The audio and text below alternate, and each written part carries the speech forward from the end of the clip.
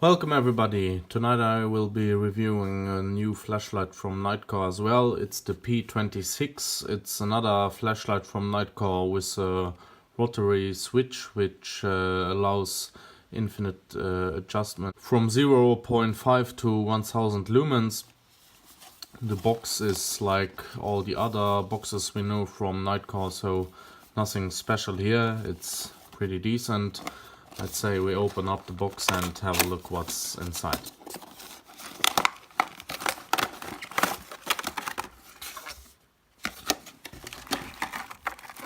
So here we have a decent quality holster like we know them from Nitecore, with a leash and a Velcro strap.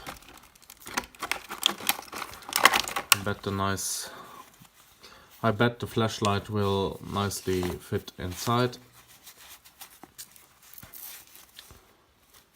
So this is pretty decent. Then we have the light, warranty card. We have the manual in several languages, also in English. And then we have the accessory bag with a little clip, a lanyard and a spare O-ring. 2 spare O-rings and a replacement for the tail cap clicky. Let me put all these aside and then we will have a quick look at the flashlight. So you have a switch at the tail cap and the rotary switch here on the head. There's no battery inside, so we will have to open it up and put a battery in it. So here you can have a look at the tail cap with double springs. Look at the battery tube. The anodizing is nice and without any scratches or damages like we know it from Nitecore. Here you have a look at the serial number. All the engravings are pretty sharp, nicely done. You have the cigar grip, which you can screw off if you don't want it. You can just take it off. So I will just grab a battery and then we will have a look at the specs as well as the output modes. So I just grabbed one of my Nitecore batteries. Just screw the cap back on. Now the light ignites. So as you can see, by dialing here the rotary switch, you can adjust the light. Unfortunately, there's no click before the strobe mode, so it just enters into strobe mode, and then it clicks so that you know that you have arrived at the end of the rotary switch. If you dial it back, there's also nothing that tells you that you exit the strobe mode. Here it would have been really nice if the switch would click before the strobe so that you know when to stop if you don't want to enter strobe mode. That's a really big disappointment in my eyes. This should be done differently in a newer version. If you want to switch off the light again, just click the tail clicky and the light will shut off. It also has memory. As you can see, it's pretty logic. Due to the rotary switch, it will always switch on in the last used mode. You also have momentary mode, so if you just gently touch the tail clicky, the light will illuminate in momentary. Even in momentary, you can adjust the brightness by turning the rotary switch. The P26 also has an advanced temperature regulation, so if it gets too hot, it will dim the light down to a lower output mode so that the light will not overheat. I can give you some technical features.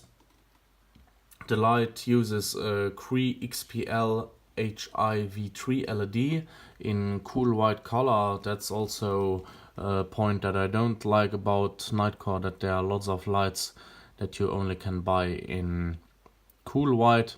The LED is really nice centered in the smooth reflector, so there's no negative point to mark here.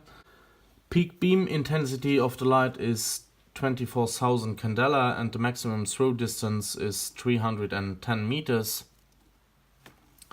The length of the light is 149 millimeters. The head diameter is 31.8 millimeters and the tail diameter is 25.4 millimeters. The light has a weight of about 130 grams without the battery. The light is waterproof to the standard of IPX8 and it is impact resistant to drops from about a height of 1.5 meters. In the manual they say that the light is tail stand compatible, but it's not that much tail stand compatible. You really need to use some patience and a quiet hand to get the light to stand, and if you just pull or just slightly hit the table, it will fall down, so that's not really an argument on this light. However, I really like that Nitecore comes back with rotary switches which allow you to dim the lights according to your needs. Unfortunately, I really don't like the fact that there's no click before the strobe mode, so that's pretty annoying, because either way you will always end up in the strobe mode unless you have a really nice feel for the rotary switch.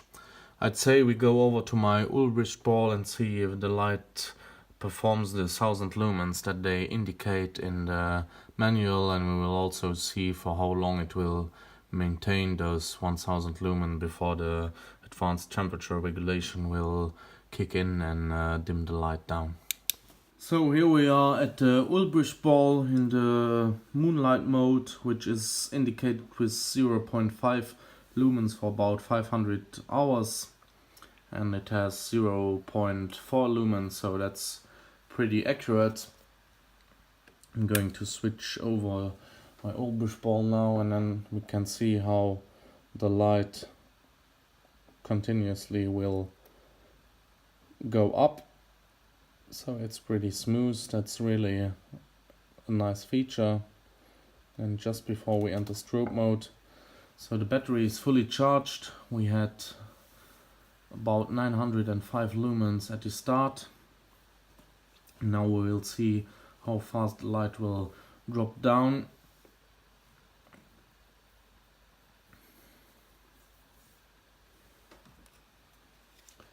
In my eyes, 1000 lumen in a light this size should take pretty long, but if it hasn't already 1000 lumen at the start, so that's a bit disappointing. After 5 minutes we still have 820 lumens. The light has about 34 degrees, so it's not overheating really fast, so I think it will hold those 800 lumens for a decent amount of time. Unfortunately, I would have preferred that the light would have had a higher turbo mode for about 1 or 2 minutes, and then it could drop down to 800 lumens or whatsoever. So we will take the light outside in the garden and see what the beam profile looks like in the nature, and then we will come to a quick conclusion of the light. So here we are outside in the garden. I have the P26 on turbo, or on the highest output. As you can see, it has a nice spot, but the spill also illuminates everything around, so you can clearly see. I will now go ahead and dim the light down. Oh, that was the wrong direction, so we had a stroboscope. You can see it's really nice to have a ultra low mode. You can see here with the 0.5 lumens output, you can't even see the light on the camera anymore, but it's really important for me to have such a low mode also on a tactical light or tactical like light than the P26. For comparison, I brought the Claros XT11 GT. It has a bit more power, but it has a bigger spot, so it doesn't have that much throw as the P26. As you can see, the spot on the P26 is much brighter. So in my eyes, the P26 is a good light. It has a nice size, some good features. The only two things I'm really missing about this light is that you can purchase it in neutral white color, as well as the fact that it should have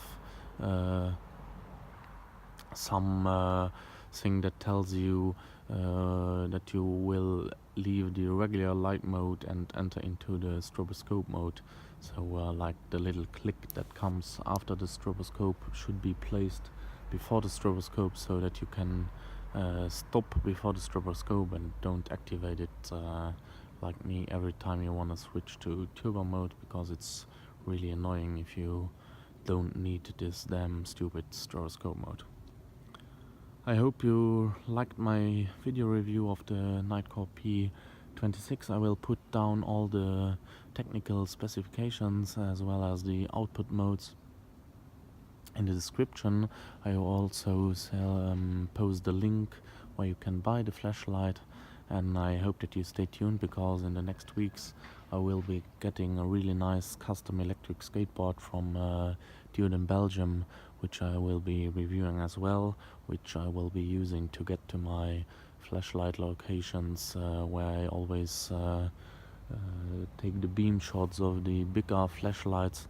So stay tuned for some nice review of a cool electric skateboard. If you liked the video, please give a thumbs up and make sure to subscribe to my channel. Have a nice evening. Bye bye.